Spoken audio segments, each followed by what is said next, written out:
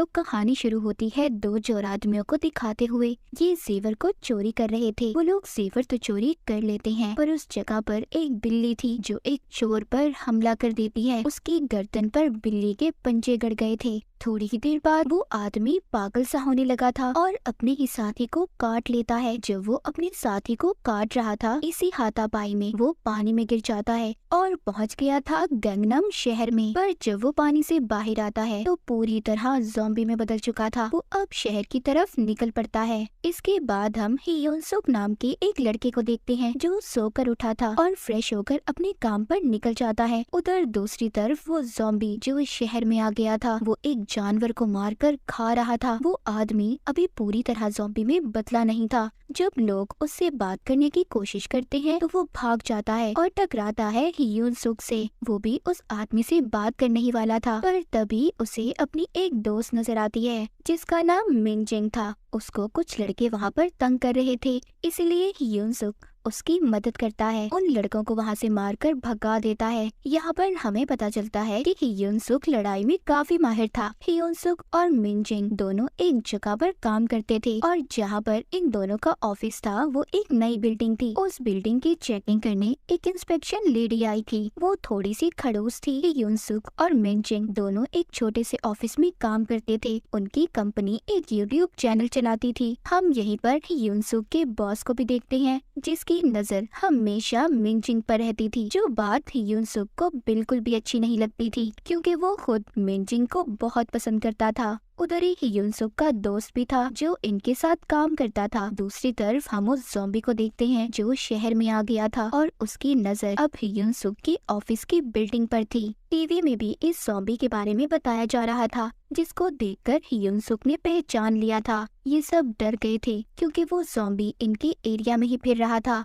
थोड़ी देर बाद हियोन सुक की ऑफिस में पानी वाला आता है। तभी इनका बॉस उसको देखकर छुप जाता है क्योंकि इनका काम इतना खराब था, ये पानी वाले को भी पैसे नहीं दे पाए थे। खैर पानी वाला तो चला गया था। जब वो अपनी गाड़ी के पास जाता है तो उसको वो ही ज़ॉम्बी ने आकर काट लिया था और उसका खून पीने लगता है। जब वो ज़ॉम्बी पानी वाले को मारकर खड़ा होकर गाड़ी के शीशे में देखता है तो खुद को देखकर रोने लगता है। इसका मतलब ये था कि ज़ॉम्बी के अंदर कहीं ना कहीं इंसानियत बाकी थी, पर अब वो और भी ज्यादा पागल होने लगा था। उधर बिल्डिंग के अंदर इंस्पेक्शन लेडी जब बाथरूम को चेक करती है तो गार्ड्स को बहुत डांटती है। कहती है इतने गंदे बाथरूम क्यों हैं? मैं तुम्हें इस बिल्डिंग से निकलवा दूंगी। पर तभी वो चीखने चिल्लाने की आवाजें सुनते हैं। इंस्पेक्शन लेडी जब बाहर आती है तो बिल्डिंग में एक भगदड़ मची हुई थी। एक ऑफिस के अंदर से लोग भाग रहे थे। वो इंस्पेक्शन लेडी जब देखती है तो उसके तो होश ही उड़ गए थे। उस ऑफिस में बहुत से लोग ज़ॉम्बी बन चुके थे। उस गैंगनम ज़ॉम्बी ने बहुत से लोगों को काट कर अपने जैसा ज़ॉम्बी बना दिया था। यहाँ से शुरू हुई थी सबकी बर्बादी। इंस्पेक्शन लेडी सबसे पहले गार्ड से कहकर सारी बिल्डिंग के दरवाजे बंद करवा देती है ताकि एक भी ज़ॉम्बी बाहर न जा सके। पर तभी गैंगनम ज़ॉम्बी इनके पीछे आ गया था। वो एक गार्ड को काट भी लेता है, पर इंस्पेक्शन लेडी बच गई थी। उधर वो गार्ड जो दरवाजे बंद कर रहा था, अचानक से एक ज़ॉम्बी उसके सामने आ जाता है और देखते ही देखते दर्जनों ज़ॉम्बी उसके सामने थे। सब उस गार्ड पर टूट पड़ते हैं और उसे मार देते हैं। उधर दूसरी तरफ इंस्पेक्शन लेडी सबसे मदद मांग रही थी, पर बिल्डिंग में कोई भी नहीं था। तभी वो हियोन सुक की ऑफिस में पहुंचती है और सारी कहानी बताती है, पर कोई भी उसकी बात पर यकीन करने के लिए तैयार नहीं था। जो वो टीवी पर सबको गैंगनम ज़ॉम्बी दिखाती है। कहती है यही है वो आदमी जिसने सारी बिल्डिंग के इंसानों को जानवर में बदल दिया है। ये बात सुनकर कुछ लोग वहाँ पर थोड़ा सा सीरियस हो गए थे।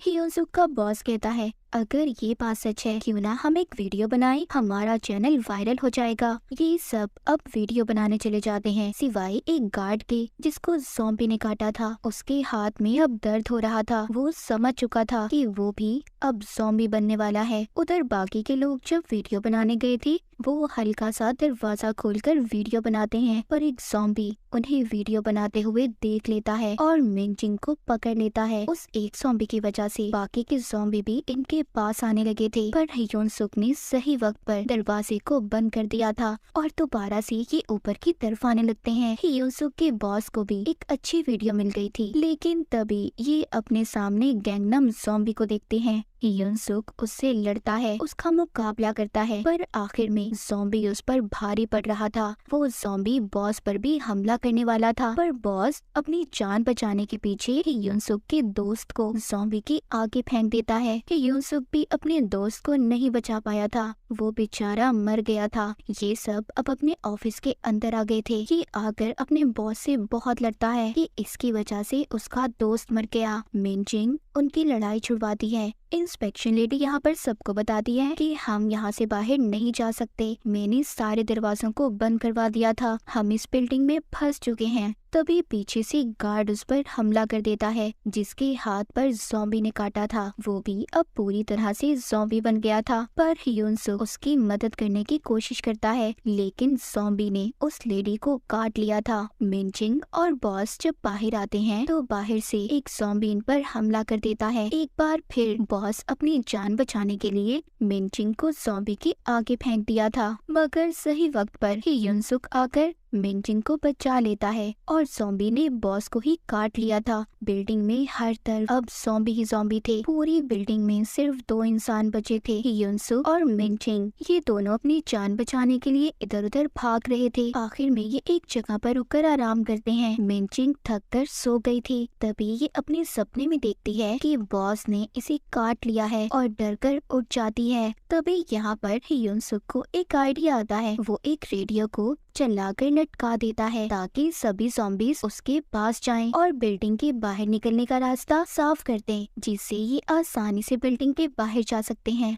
उस रेडियो की आवाज सुनकर बेहोश ज़ॉम्बी भी जाग गए थे। अब ये जल्दी जल्दी जब भाग रहे थे तभी युनसुक का दोस्त जो ज़ॉम्बी बन गया था वो इनका रास्ता रोक लेता है। युनसुक उसे समझाने की बहुत कोशिश करता है। उधर बॉस के ज़ॉम्बी ने भी मिनजिंग को पकड़ लिया था। यहाँ पर मिनजिंग का सपना सच हो जाता है कि अपने और युनसुक की जान बचाने के लिए बेसबॉल बैट से इन पर हमला करती है। हिम्मत कर ये दोनों आगे बढ़ते हैं। जब ये मदद के लिए फोन करते हैं, फोन भी बंद थे। तभी गैंगनम ज़ॉम्बी इनके पास आ गया था। उधर रेडियो भी बंद हो जाता है। नीचे बाहर जाने का सिर्फ एक ही रास्ता था और वो था ज़ॉम्बीज़ के बीच में से। ये दोनों हिम्मत करके ज़ॉम्बीज़ के दरमियान से गुजरते हैं। युनसुक अपने हाथों और पाँव का इस्तेमाल करके ज़ॉम्बीज़ को पीछे कर रहा था। मिनजिंग अपना बेसबॉल बैट इस्तेमाल करके ज़ॉम्बीज़ को मार रही थी, पर यहाँ पर ज़ॉम्बीज़ हद से ज्यादा थे। ये दोनों किसी न किसी तरह सीढ़ियों तक पहुँच जाते हैं, मगर ऊपर से भी ज़ॉम्बीज़ आ रहे थे और नीचे से भी। ये दोनों दरमियान में ही फंस चुके थे। ये दोनों फर्स्ट फ्लोर तक पहुँच तो जाते हैं, पर वहाँ पर भी ज़ॉम्बीज़ थे। ये बचकर भागते हैं और कार पार्किंग एरिया पर आ गए थे।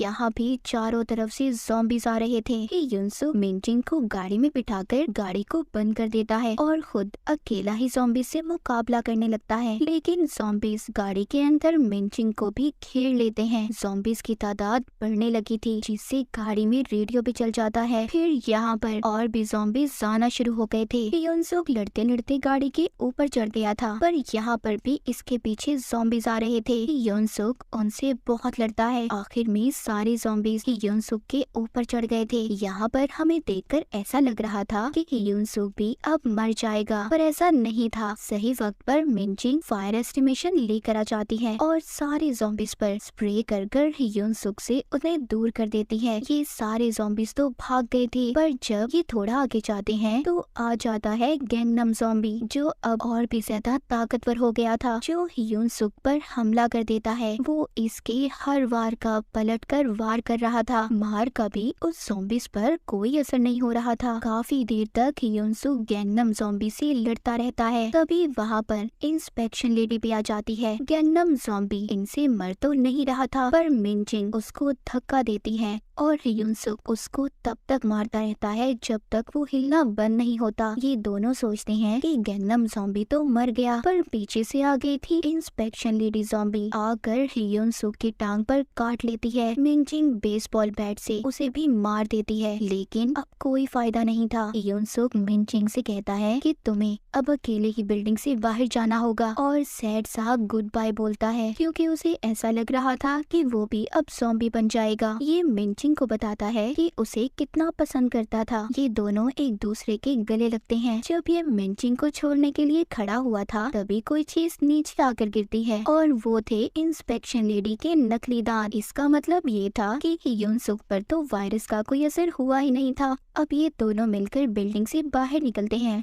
पर जाते हुए दोनों एक बेवकूफी कर जाते हैं। दोनों ने दरवाजे को खुला ही छोड़ दिया था। तो कहानी के आखिर में हम देखते हैं गैंगनम ज़ॉम्बी अभी भी जिंदा था। वो भी उठकर बाहर की तरफ जाने लगता है। मतलब अब ये बर्बादी पूरे शहर में फैलने वाली थी। अब शुरू होने वाला था ज़ॉम्बी एपोकलिप्स। क्या ये ज़ॉम्बी अब पूरे शहर में तबाही फैलाने वाला था? तो क्या होगा गैंगनम शहर का हाल? और इसी के साथ ये कहानी यहीं पर खत्म हो जाती है।